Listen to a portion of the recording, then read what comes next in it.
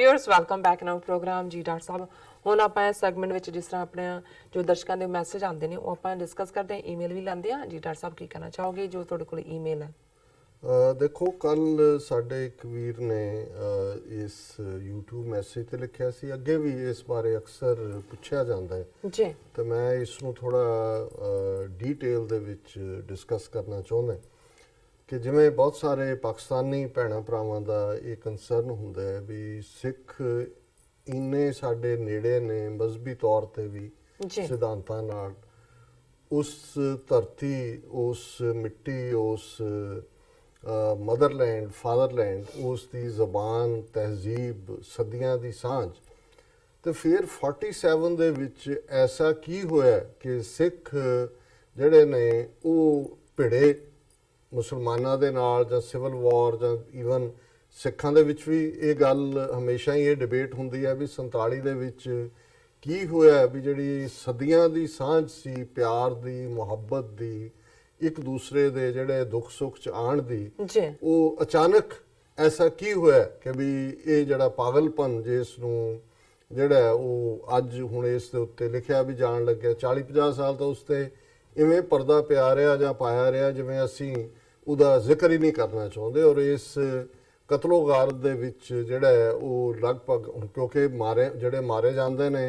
उन्हां मरियां दियां ना कोई समाधां बनाउंदा ना कोई कबरां बनाउंदा वड्डे टुके गए कोई इधर कोई उधर लेकिन एक अंदाजे मुताबक 5 लाख तो 10 लाख तक सिख हिंदू मुसलमान जिहड़े ने जिन्हां दे विच ज़्यादा सिख और मुसलमान वो दोनों पासियों ही मारे गए और दूसरी देखण वाली गल ये भी बहुत वार आंदी है कि भी जिहड़ा सिंध है सिंध दे विच वड्डी गिणती च अज भी हिंदू ने बंगलादेश जिहड़ा बाद दे विच बनया भावें पहला मशरकी बंगाल सी उस भी वड्डी गिणती च हिंदू टिके रहे पर पंजाब च दोवें पासियों ही जिहड़ा चढ़दे ते लਹਿੰਦੇ पंजाब च इधरले पंजाब च एक मलेरकोटले नूं छड्ड के जिथे 1.5 लाख मुसलमान ने जिन्हां दा 47 च नुकसान नहीं होया और ये बाकी सारे जिहड़े ने वो मार दिते गए इवें ही सिख और हिंदू जिहड़े ने दूजे पासे मैं हिंदू हुण नहीं डिस्कस करांगा क्योंकि उन्होंने तो अपना एक मुल्क भी मिल गया आके कि सिख जिहड़े ने वो मारे गए और उत्थों बेकार हुए हुण इहनूं समझण दी कोशिश की जाती है भी ऐसा की होया बिल्कुल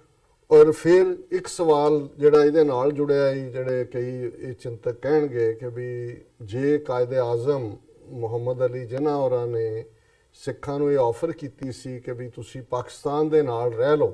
भी तुहानूं 40% जिहड़ा है वो सीटां भी और गवर्नर और चीफ मिनिस्टर चों एक तुहाडा और कागज़ कोरे ते लिख लो जो भी है भी ये ऑफर साडी उस वेले दी लीडरशिप ने क्यों नहीं मन्नी और ऐसे की कारण सी कि भी जिहड़ी सिख कौम है जां साडी लीडरशिप है वो हिंदुआं दे या कांग्रेस दे खाते च भुगती उहदा ही देखो एक पार्ट तो हुंदा जदों असीं बिल्कुल आपस दे विच बड़ियां हां पक्की गल्लां करदे ਜਦੋਂ ਅਸੀਂ ਕ੍ਰਿਟੀਕਲ ਐਂਗਲ ਤੋਂ ਦੇਖਦੇ ਹਾਂ ਫਿਰ ਜਿਹੜੀਆਂ ਟਰੂਥਸ ਨੇ ਸੱਚਾਈਆਂ ਨੇ ਉਹਨੂੰ ਜੇ ਅਸੀਂ ਬੇਸ ਰੱਖ ਕੇ ਜਾਂ ਉਸ ਦਾ ਦੀ ਉਹਨੂੰ ਬੁਨਿਆਦ ਬਣਾ ਕੇ ਡਿਸਕਸ਼ਨ ਕਰਾਂਗੇ ਤਾਂ ਫਿਰ ਉਹ ਲਾਹੇਵੰਦੀ ਹੋਏਗੀ ਅਦਰਵਾਈਜ਼ ਜਿਹਨੂੰ ਕਹਿੰਦੇ ਨੇ ਗੁੰਗਲੂਆਂ ਤੋਂ ਮਿੱਟੀ ਝਾੜਨ ਵਾਲੀ ਗੱਲ ਹੀ ਹੋਏਗੀ ਦੇਖੋ ਦੋ ਚੀਜ਼ਾਂ ਪਹਿਲਾਂ ਤਾਂ ਮੈਂ ਇਸ ਆਫਰ ਦੀ ਗੱਲ ਕਰ ਲਾਂ ਕਿ ਜਿਹੜੀ ਇੱਕ ਤਾਂ ਗੱਲ ਜ਼ਾਹਰ ਹੈ ਵੀ ਜਿਹੜੀ ਸਿੱਖ ਲੀਡਰਸ਼ਿਪ ਉਸ ਦੌਰ ਦੀ ਸੀ मास्टर तारा सिंह बलदेव सिंह यानी करतार सिंह एक ट्रायो इस समय दी हाण दी नहीं सी और इहदे च एक पासे कायदे आज़म वर्गा जीनियस दूसरे पासे नेहरू पटेल गांधी वर्गे लंडन रिटर्नड वकील और उस सारे दौर दे विच जिहड़ा जाल कांग्रेस ने गांधी नेहरू ने सिखां दे उत्ते सुट्टिया उहदे च साडे लीडर फसे क्योंकि उस नूं देख ही नहीं सी सकदे कि इहदे बिहाइंड इन्हां दा की पार्ट है जिहड़ा सैकुलरिज्म दा लबादा है इहदे पिछे शुद्ध हिंदू लुकिया होया सो ज़ाहिर तौर ते एक और ये कमखली दा होना सी कि उन्हां नूं ये लगदा सी कि असीं उस वेले दे पंजाब दा 13% साडी पॉपूलेशन है वो भी असीं कोई जिला भी ऐसा नहीं है पंजाब दा जिहदे च असीं मैजोरिटी च होईए और इस सारे च असीं किवें अपना देश बना सकदे इंडिपेंडेंट कंट्री की गल हालांकि ये उल्ट जो कुछ बाद च होया उन्होंने ईवन मास्टर तारा सिंह ने अपनी आटोबायोग्राफी च मन्निया कि जी ये गल बाद च सुझी कि जी थां लई जा सकती है लोग तो जिहड़े आने से उत्थे वस के मैजोरिटी हो सकती है 6-7 ਸਿੱਖ ਰਿਆਸਤਾਂ ਸੀ, ਪਟਿਆਲਾ, ਨਾਭਾ, ਜੀਂਦ, ਕਪੂਰਥਲਾ, ਇਹਨਾਂ ਸਾਰਿਆਂ ਨੂੰ ਜਿਹੜਾ ਬੇਸ ਬਣਾ ਕੇ ਬਾਕੀ ਉਹਦੇ ਨਾਲ ਜਿਹੜਾ ਉਹ ਇਲਾਕਾ ਲੱਗ ਸਕਦਾ ਸੀ। ਫਿਰ ਥਰਡਲੀ ਕਿ ਭਾਈ ਤੁਸੀਂ ਜੇ ਉਧਰੋਂ ਇੱਧਰ ਵੀ ਆਣਾ, ਕੋਈ ਨਾ ਕੋਈ ਪੈਕੇਜ ਤਾਂ ਕਰੋ। ਹੁਣ ਦੂਸਰੀ ਗੱਲ, ਕਿਉਂਕਿ ਸਮਾਂ ਦੀ ਵੀ ਲਿਮਿਟੇਸ਼ਨ ਹੈ, ਕਾਇਦੇ ਆਜ਼ਮ ਦੀ ਆਫਰ। ਔਰ ਦੂਸਰਾ ਮੈਂ ਸਮਝਦਾ ਵੀ ਕਾਇਦੇ ਆਜ਼ਮ ਸੱਚਮੁੱਚ ਮੈਨ ਆਫ ਇੰਟੈਗ੍ਰਿਟੀ, ਔਰ ਉਹ ਜੋ ਕਹਿੰਦੇ ਸੀ ਉਹਨਾਂ ਦੇ ਵਿੱਚ ਉਹ ਯਕੀਨਨ ਉਹਦੇ 'ਚ ਖੁਦ ਉਹ ਯਕੀਨ ਰੱਖਦੇ ਸੀ। ਉਹ ਗਾਂਧੀ ਨਹਿਰੂ ਵਾਲਾ ਟਰੈਪ ਨਹੀਂ ਸੀ।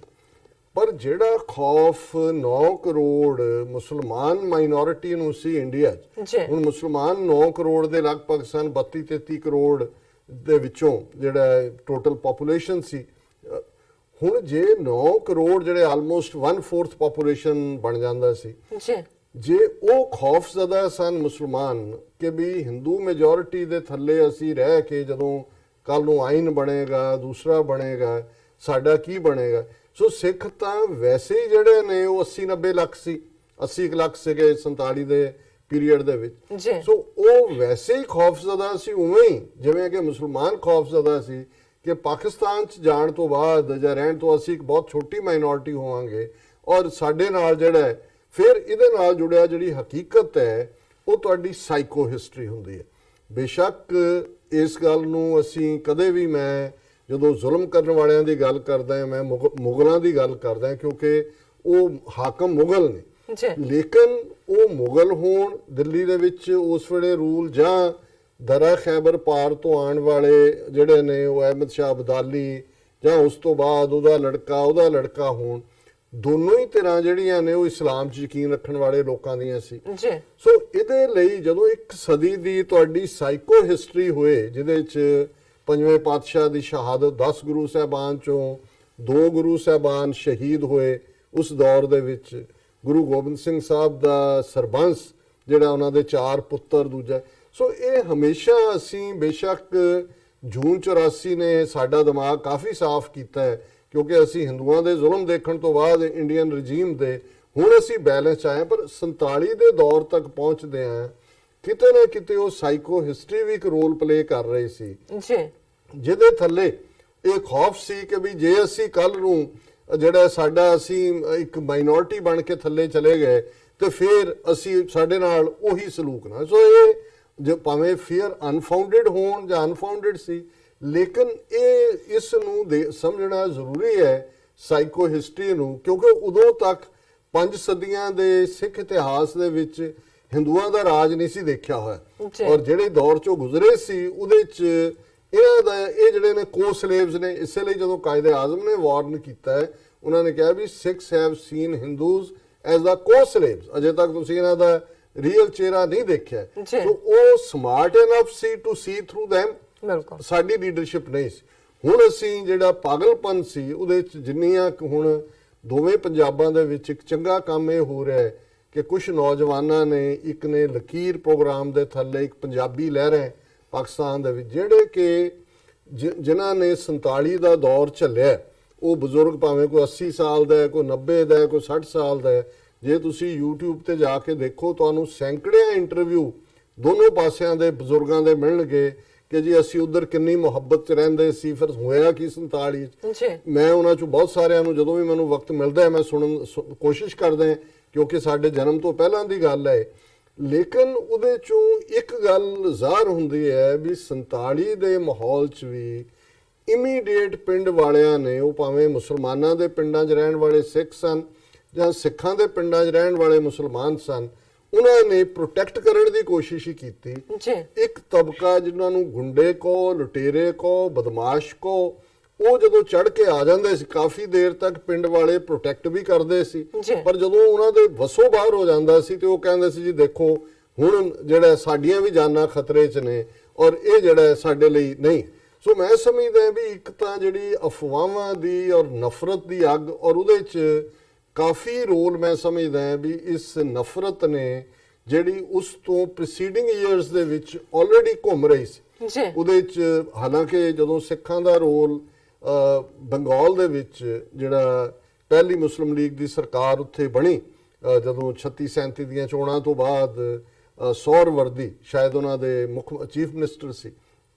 ਔਰ ਇਧਰ ਜਦੋਂ ਮੁਸਲਿਮ ਲੀਗ ਨੇ ਡਾਇਰੈਕਟ ਐਕਸ਼ਨ ਦੀ ਕਾਲ ਦਿੱਤੀ ਤੇ ਕਲਕੱਤੇ ਦੇ ਵਿੱਚ ਖਾਸ ਤੌਰ ਤੇ, ਕਿਉਂਕਿ ਉਹਨਾਂ ਦੀ ਸਰਕਾਰ ਸੀ ਸੌਰਵਰਦੀ ਦੀ, ਵੱਡੇ ਪੈਮਾਨੇ ਦੇ ਉੱਤੇ ਜਿਹੜੇ ਨੇ ਹਿੰਦੂ ਮੁਸਲਮਾਨ ਫਸਾਦ ਹੋਏ। ਔਰ ਔਨ ਰੈਕਰਡ ਹੈ ਈਵਨ ਸੌਰਵਰਦੀ ਦੀ ਵੀ ਸਟੇਟਮੈਂਟ ਵੀ ਔਰ ਦੂਜੀ ਵੀ ਕਿ ਸਿੱਖਾਂ ਨੇ ਉਹਦੇ 'ਚ ਇੱਕ ਨਿਊਟਰਲ ਰੋਲ ਅਦਾ ਕੀਤਾ ਸੀ। ਔਰ ਉਹਦੇ 'ਚ ਉਹਨਾਂ ਨੇ ਜਿਹੜੇ ਮੁਸਲਮਾਨਾਂ ਦੇ ਮਹੱਲਿਆਂ 'ਚ ਜੇ ਹਿੰਦੂਆਂ ਤੇ ਜ਼ੁਲਮ ਹੁੰਦਾ ਸੀ ਤਾਂ ਉਹਨਾਂ ਨੇ ਉਹਨਾਂ ਨੂੰ ਸੇਫਟੀ ਦੇ ਨਾਲ ਕੱਢਿਆ, ਗੁਰਦੁਆਰਿਆਂ ਦੇ ਵਿੱਚ ਲੰਗਰ ਲਾਏ, ਤੇ ਜੇ ਹਿੰਦੂਆਂ ਦੇ ਮਹੱਲਿਆਂ ਦੇ ਵਿੱਚ ਮੁਸਲਮਾਨਾਂ ਦੇ ਨਾਲ ਜ਼ੁਲਮ ਹੁੰਦਾ ਸੀ ਉਹ ਲਿਆਂਦਾ। ਔਰ ਔਨ ਰੈਕਰਡ ਹੈ ਕਿ ਉਸ ਸਿੱਖਾਂ ਨੇ ਉਸ ਦੇ ਵਿੱਚ ਆਪਣਾ ਠੀਕ ਰੋਲ, ਪਰ ਹੁਣ ਇਹਨੂੰ ਜੇ ਤੁਸੀਂ ਸਾਰੇ ਨੂੰ ਫਿਰ ਕਿਹਨੇ ਪਹਿਲਾਂ ਕੀਤਾ ਪਿੱਛੋਂ ਕੀਤਾ ਸ਼ੁਰੂ ਕਰ ਲਓ ਇਹ ਡਿਬੇਟ। ਪਰ ਅਸੀਂ ਦੇਖਦੇ ਹਾਂ ਕਿ ਥੋੜੀ ਦੇਰ ਬਾਅਦ ਹੀ ਕੁਛ ਜਿਹੜਾ ਉਸ ਦਾ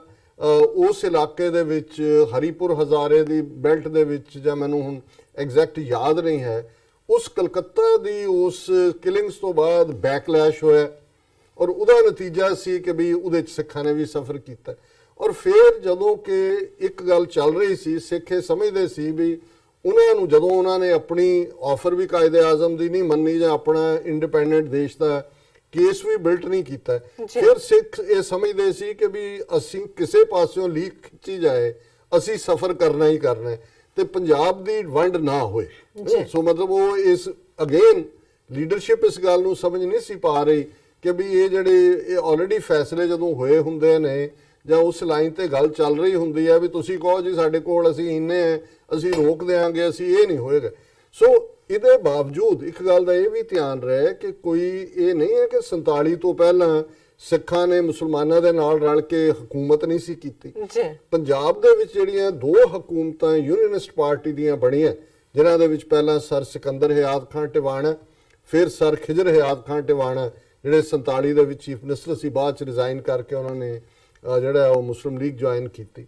ਦੋਨਾਂ ਹੀ ਸਰਕਾਰਾਂ ਦੇ ਵਿੱਚ ਅਕਾਲੀ ਜਿਹੜੇ ਨੇ ਉਹ ਭਾਈਵਾਲ ਸੀ। ਈਵਨ ਪਹਿਲੇ 'ਚ ਕੁਝ ਕੰਸਰਨ ਸੀ ਸਿੱਖਾਂ ਦੇ, ਔਰ ਜਿਹੜਾ ਉਹ ਪੈਕਟ ਹੋਇਆ ਬਲਦੇਵ ਸਿੰਘ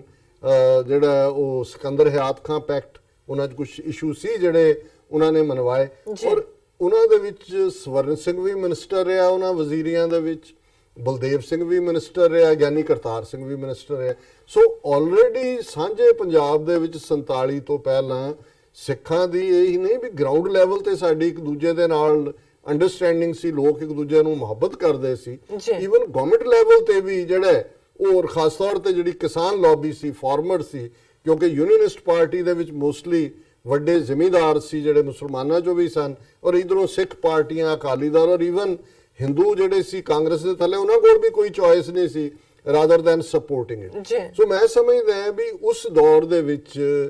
ਕਿਸੇ ਸਾਡੇ ਟਾਵਰਿੰਗ ਲੀਡਰ ਦਾ ਨਾ ਹੋਣਾ ਜਿਹੜਾ ਉਸ ਲੈਵਲ ਦਾ ਇਤਮਾਦ ਆਪਣੇ ਲੋਕਾਂ 'ਚ ਰੱਖਦਾ ਹੋਏ, ਉਹਨਾਂ 'ਚ ਵਿਸ਼ਵਾਸ ਭਰ ਸਕੇ ਜਾਂ ਭਰ ਸਕਦਾ ਕਿ ਭਾਈ ਇਹ ਸਾਡੇ ਹਿੱਤ 'ਚ ਹੈ ਕਿ ਇਹ ਡਿਵੀਜ਼ਨ ਨਾ ਹੋਏ ਜਿਹੜੀ ਹੈ, ਔਰ ਅਸੀਂ ਜੇ ਪਾਕਿਸਤਾਨ ਦੇ ਨਾਲ ਹੀ ਜਿਹੜਾ ਉਹ ਆਪਣਾ ਟਰਮਸ ਤੈਅ ਕਰ ਲਈਏ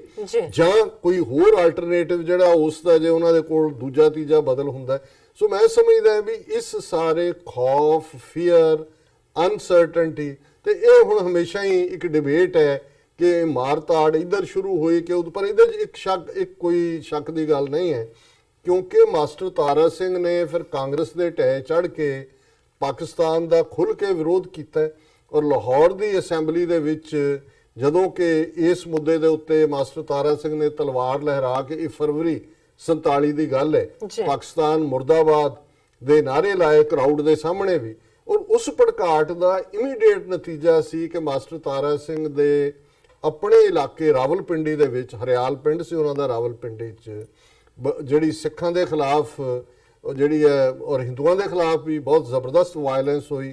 ਔਰ ਉਸ ਦੇ ਵਿੱਚ ਜਿਵੇਂ ਉਹਨਾਂ ਦੀ ਇੱਕ ਅਕਾਊਂਟ 'ਚ ਮੈਂ ਦੇਖਿਆ 32 ਦੇ ਕਰੀਬ ਮਾਸਟਰ ਤਾਰਾ ਸਿੰਘ ਦੇ ਆਪਣੇ ਰਿਸ਼ਤੇਦਾਰ ਵੀ ਮਾਰੇ ਗਏ ਔਰ ਸੈਂਕੜੇ ਸਿੱਖ ਮਾਰੇ ਗਏ, ਪਿੰਡ ਉਜੜ ਗਏ। ਔਰ ਉਹ ਮਾਊਂਟ ਬੈਟਨ ਜਿਹਨੇ ਫਿਰ ਹੈਲੀਕਾਪਟਰ ਰਾਹੀਂ ਕੀਤਾ ਦੌਰਾ, ਉਹਨੇ ਕਿਹਾ ਜੀ ਇਲਾਕਾ ਇਵੇਂ ਲੱਗਦਾ ਸੀ ਜਿਵੇਂ ਕਿ ਸੈਕੰਡ ਵਰਲਡ ਵਾਰ ਤੋਂ ਬਾਅਦ ਦੀਆਂ ਬਿਲਡਿੰਗ ਸੀ। ਸੋ ਜ਼ਾਹਰ ਹੈ ਵੀ ਇਸ ਬੈਕਗ੍ਰਾਉਂਡ, ਕਿਉਂਕਿ ਫਰਵਰੀ 47 ਦੇ ਵਿੱਚ ਹੋਇਆ ਔਰ ਜਿਹੜੀਆਂ ਬਾਅਦ ਬਹੁਤ ਸਾਰੀਆਂ ਆਫਰਸ ਨੇ ਉਸ ਤੋਂ ਬਾਅਦ ਨਿਕਲਦੀਆਂ ਰਹੀਆਂ ਕਿ ਗੱਲਬਾਤ ਰਾਹੀਂ ਅੱਗੇ ਤੁਰਿਆ ਜਾਏ। ਪਰ ਮੈਂ ਸਮਝਦਾ ਵੀ ਇੱਕ ਪਾਸੇ ਮਾਸਟਰ ਤਾਰਾ ਸਿੰਘ ਇਮੈਚੁਰ ਸੀ ਥੋੜਾ ਬਹੁਤ ਕਲਚਰਲੀ, ਕਿਉਂਕਿ 17-18 ਸਾਲ ਦੀ ਉਮਰ 'ਚ ਉਹਨਾਂ ਨੇ ਸਿੱਖ ਧਰਮ ਸ਼ਾਮਲ ਕੀਤਾ ਸੀ, ਅਜੇ ਉੱਥੇ ਵੀ ਜੜ੍ਹਾਂ ਲੱਗੀਆਂ ਹੋਈਆਂ ਸੀ। ਔਰ ਇਹ ਫਰਵਰੀ ਵਾਲੇ ਪਾਠ ਨੇ, ਔਰ ਕੁੱਲ ਮਿਲਾ ਕੇ ਜਿਹੜਾ ਉਸ ਲੈਵਲ ਦੇ ਉੱਤੇ ਵਿਜ਼ਨ ਨਾ ਹੋਣਾ। ਔਰ ਸਿੱਖਾਂ ਦਾ ਵੱਡਾ ਤਬਕਾ ਜਿਹੜੇ ਕਈ ਤਾਂ ਅਗਸਤ ਤੱਕ ਉੱਥੇ ਬੈਠੇ, ਉਹਨਾਂ ਨੂੰ ਸੀ ਵੀ ਕੀ ਹੋਏਗਾ,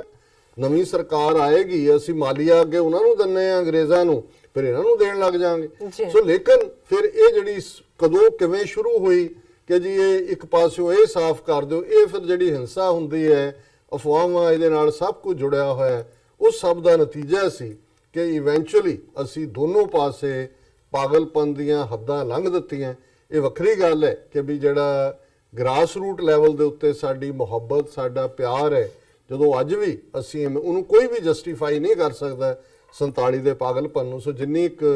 ਇਸ ਗੱਲ ਦੀ ਮੈਨੂੰ ਸਮਝ ਆਈ ਹੈ, ਇਸ ਦਾ ਇਹ ਪਿਛੋਕੜ ਹੈ। ਜੀ ਡਾਕਟਰ ਸਾਹਿਬ ਤੁਹਾਡਾ ਬਹੁਤ ਬਹੁਤ ਸ਼ੁਕਰੀਆ। ਮੇਰੇ ਕੋਲ ਥੋੜੇ ਸਾਰੇ ਮੈਸੇਜ ਨੇ, ਅਸੀਂ ਡਿਸਕਸ ਕਰਦੇ ਹਾਂ। ਸਾਡੇ ਨਾਸਰ ਜੱਟ ਸਾਹਿਬ ਲਿਖਦੇ ਕਿ ਨਾਈਸ, ਜੈਂਕੀ ਜੱਟ ਸਾਹਿਬ ਲਿਖਦੇ ਨੇ ਸਤਿ ਸ਼੍ਰੀ ਅਕਾਲ ਜੀ, ਐਂਡ ਸਿਕੰਦਰ ਸਿੰਘ ਕੁਲਾਰ ਸਾਹਿਬ ਲਿਖਦੇ ਨੇ ਸਤਿ ਸ਼੍ਰੀ ਅਕਾਲ। ਖੁਰਸ਼ੀਦ ਅਹਿਮਦ ਲਿਖਦੇ ਨੇ ਸਲਾਮ, ਸਤਿ ਸ਼੍ਰੀ ਅਕਾਲ doctor Sahib and Bibi Neelam Kaur ji from ਜੀ ਜਿੰਦਾ ਸਊਦੀ ਅਰਬ, ਆਈ ਥਿੰਕ ਅੱਧੇ ਲਿਖਿਆ ਸਾਊਦੀ ਅਰਬ ਲਿਖਿਆ ਉਹਨਾਂ ਨੇ। ਸਿਕੰਦਰ ਸਿੰਘ ਗੁਲਾਰ ਫਿਰ ਸਾਹਿਬ ਲਿਖਦੇ ਨੇ ਇਸਲਾਮ ਸਾਹਿਬ ਜੀ, ਉਹਨਾਂ ਲਿਖਿਆ ਤੁਹਾਨੂੰ। ਐਂਡ ਖੁਰਸ਼ੀਦ ਅਹਿਮਦ ਫਿਰ ਦੁਬਾਰਾ ਲਿਖਦੇ ਨੇ ਆਮ ਫਰੋਮ ਪਾਕਿਸਤਾਨ, ਖਾਲਿਸਤਾਨ ਜ਼ਿੰਦਾਬਾਦ। ਔਰ ਮੁਹੰਮਦ ਅਲੀ ਸਾਹਿਬ ਲਿਖਦੇ ਨੇ hello to all from UK। And Riaz Mudassar Sahib ਲਿਖਦੇ ਨੇ ਖਾਲਿਸਤਾਨ ਜ਼ਿੰਦਾਬਾਦ, ਪਾਕਿਸਤਾਨ ਜ਼ਿੰਦਾਬਾਦ, ਖਾਲਿਸਤਾਨ ਜ਼ਿੰਦਾਬਾਦ, ਪਾਕਿਸਤਾਨ ਕਹਿੰਦੇ ਨੇ ਸਾਨੂੰ। ਫਿਰ ਅੱਗੋਂ ਰਿਆਜ਼ ਮੁਦੱਸਰ ਫਿਰ ਦੁਬਾਰਾ ਲਿਖਦੇ ਨੇ ਡਾਕਟਰ ਸਾਹਿਬ is close to your Facebook page. Riaz ਫਿਰ ਦੁਬਾਰਾ ਸਾਹਿਬ ਲਿਖਦੇ ਨੇ ਡਾਕਟਰ ਸਾਹਿਬ ਸੋ ਨਾਈਸ ਵੀਡੀਓ। ਜੀ ਡਾਕਟਰ ਸਾਹਿਬ ਮੇਰੇ ਕੋਲ ਤੁਸੀਂ ਥੱਲੜੇ ਮੈਸੇਜ ਮੇਰੇ ਕੋਲ ਮੈਸੇਜ ਆਏ ਨੇ ਜੀ। ਬਿਲਾਲ ਮੁਹੰਮਦ ਲਿਖਦੇ ਨੇ it's very sad to see why do Sikhs condone Hindu abuse and genocides all for what condoning bully will never stop the bully, you have to get up and get your freedom, nobody gives it in the plate। ਬਹੁਤ ਸ਼ੁਕਰੀਆ ਬਿਲਾਲ ਜੀ, ਤੁਸੀਂ ਬਿਲਕੁਲ ਠੀਕ ਫਰਮਾਇਆ। ਅੱਜ ਜਾਗਰਤੀ ਹੈ,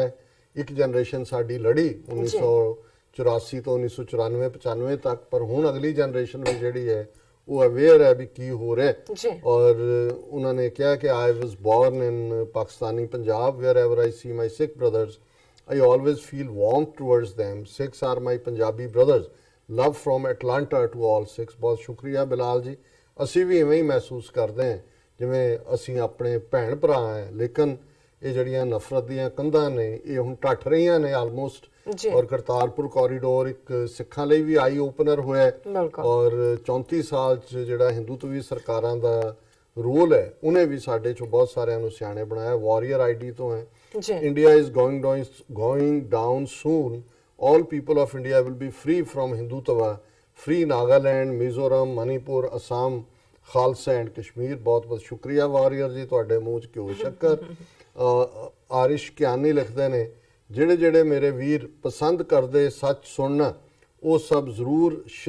ਜਿਹੜਾ like ਔਰ ਸ਼ੇਅਰ ਕਰੋ। ਮੇਰਾ ਵੀ ਵਨ ਆਫ ਫੇਵਰਿਟ ਚੈਨਲ ਹੈ ਆਰਿਸ਼ ਕਿਆਨੀ ਜੀ, ਤੁਹਾਡੇ ਤੁਸੀਂ ਹਮੇਸ਼ਾ ਹੀ ਹਰ